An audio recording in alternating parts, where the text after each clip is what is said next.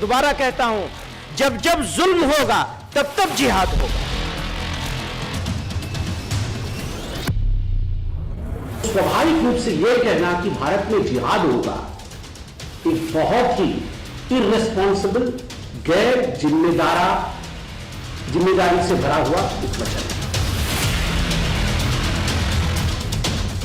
बाबरी मस्जिद, तलाक सलासा जैसे बहुत से मसलों पर फैसले के बाद यह तासुर आम हो रहा है कि अदालतें हुकूमतों के दबाव में काम करें। एक कौम के इतने बड़े नेता इस प्रकार की बात कह के लोगों को बरगलाने की कोशिश करें, सुप्रीम कोर्ट के विरोध लोगों को भड़काए, तो स्वाभाविक रूप से it demeans the stature of supreme court.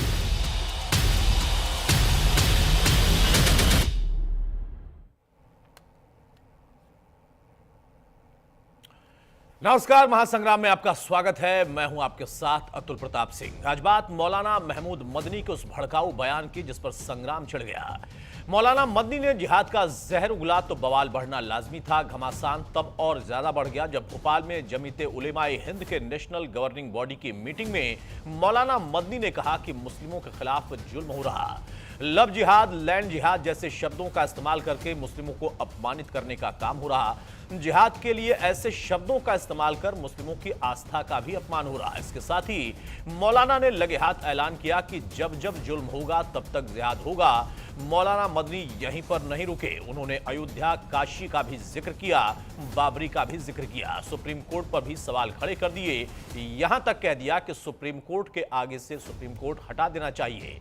इसके अलावा राष्ट्रगीत वंदे मातरम गाने वाले मुस्लिमों को भी उन्हें मुर्दा कौम उनका कहना था कि करार देना चाहिए या करार दिया। अब सवाल यह है कि मौलाना महमूद मदनी ये जहर आखिर अचानक से क्यों उगलने लगे? जिहाद की बात करके मुस्लिमों को भड़काने के पीछे की उनकी नफरती साजिश है क्या? नफरत और भड़काऊ बयान के पीछे मदनी की मंशा क्या है? आज इस मुद्दे पर चर्चा करेंगे, लेकिन उसके पहले रिपोर्ट देंगे।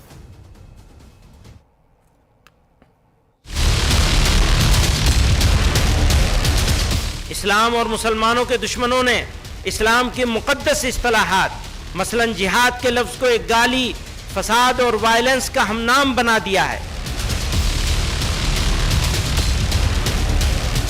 जब जब जुल्म होगा तब तब जिहाद होगा। मैं इसको दोबारा कहता हूं, जब जब जुल्म होगा तब तब जिहाद होगा।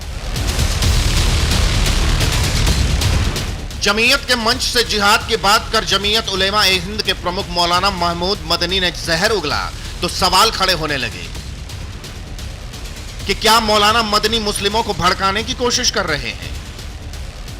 क्या जिहाद की बात कर एक समुदाय को उकसा रहे हैं? क्या जमीयत के मंच से नफरत को बढ़ावा दे रहे हैं? क्या जिहाद की चेतावनी देकर दो वर्गों में नफरत फैला रहे हैं? यह सवाल मौलाना महमूद मदनी का पीछा तब करने लगे जब मुस्लिमों की रहनुमाई का दावा करने वाले मौलाना ने भोपाल में जमीयत उलेमाए हिंद की नेशनल गवर्निंग बॉडी की मीटिंग में जिहाद को लेकर भड़काऊ तकरीर पेश की। इस्लाम और मुसलमानों के दुश्मनों ने इस्लाम की मुकद्दस इस्तिलाहात मसलन जिहाद के लफ्ज को एक गाली, फसाद और वायलेंस का हमनाम बना दिया है। लव जिहाद, लैंड जिहाद, तालीम जिहाद, थूक जिहाद वगैरह जैसे जुमले इस्तेमाल करके मुसलमानों की सख्त दिल आज़ारी और उनके मजहब की तौहीन की जा रही है। जिहाद कुरान में कई मानों के लिए इस्तेमाल हुआ है, लेकिन जिस माने के लिए भी इस्तेमाल हुआ है, फ़र्द से लेकर समाज और इंसानियत की भलाई, उनकी सरबुलंदी और उनकी इज़्ज़त व वक़ार के क़याम के लिए हुआ है। जहाँ जंग व क़िताल के माने में इस्तेमाल हुआ है, वो भी जुल्म फसाद के ख़ात्मे और इंसानियत की बका के लिए है। इसलिए जब जब जुल्म होगा तब तब जिहाद होगा। मंच मिला तो मौलाना महमूद मदनी यहीं नहीं रुके, काशी, मथुरा का जिक्र कर देश की सबसे बड़ी अदालत पर भी सवाल उठाने लगे।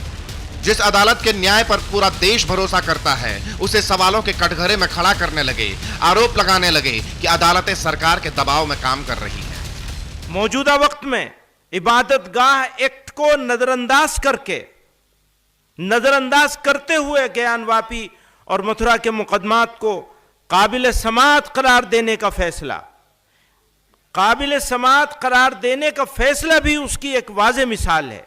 याद रखिए, सुप्रीम कोर्ट उस वक्त तक ही सुप्रीम कोर्ट कहलाने का, उस वक्त तक ही सुप्रीम कहलाने का मुस्तहिक है जब तक आईन की पाबंदी करे, कानून के हुकूक का ख्याल रखे। अगर ऐसा ना करे तो वो इखलाकी तौर पर भी सुप्रीम कहलाने का हकदार नहीं है।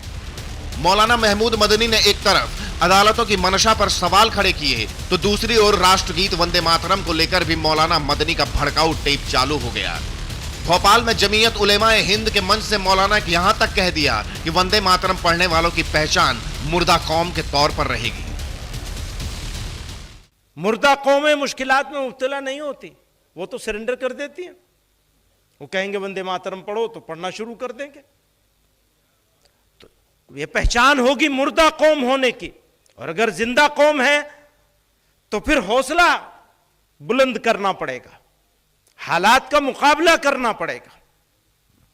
मुर्दा कौमें मुश्किलात में मुब्तला नहीं होती, लेकिन याद रखिए जिंदा कौमें ही आजमाई जाती। राष्ट्रगीत वंदे मातरम से लेकर सुप्रीम कोर्ट तक जब मौलाना महमूद मदनी ने जहर उगला तो बीजेपी भड़क उठी।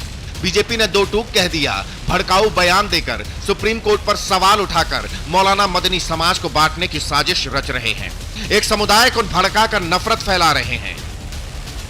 मौलाना महमूद मदनी जी, जिन्होंने आज भोपाल में एक बहुत बड़े बैठक में जिस प्रकार से भाषण दिया है, वह न केवल भड़काऊ है अपितु देश को विभाजन की ओर लेने की उनकी कुचेष्टा है। उनका कहना कि जिहाद होना चाहिए, जब जब जुल्म होगा तब तब जिहाद होगा, मुझे लगता है यह बहुत ही अनुचित शब्द है, बहुत ही अनुचित वाक्य है। और जिहाद के नाम पर जिस प्रकार से लोगों ने भारतवर्ष में नहीं भारतवर्ष के बाहर भी आतंक फैलाया जिहाद के नाम पे, वह हमने देखा है। मौलाना मदनी के भड़काऊ बयान पर घमासान बढ़ गया है। मौलाना पर नफरत फैलाने का आरोप लग रहा है, लेकिन अब सवाल है कि क्या भड़काऊ बयान देकर मौलाना महमूद मदनी दो समुदायों के बीच खाई पैदा कर रहे हैं? क्या एक वर्ग को अदालतों के खिलाफ भड़का रहे हैं? और सवाल यह भी कि भड़काऊ तकरीर देने वाले मौलाना पर एक्शन कब? Bureau report, news India.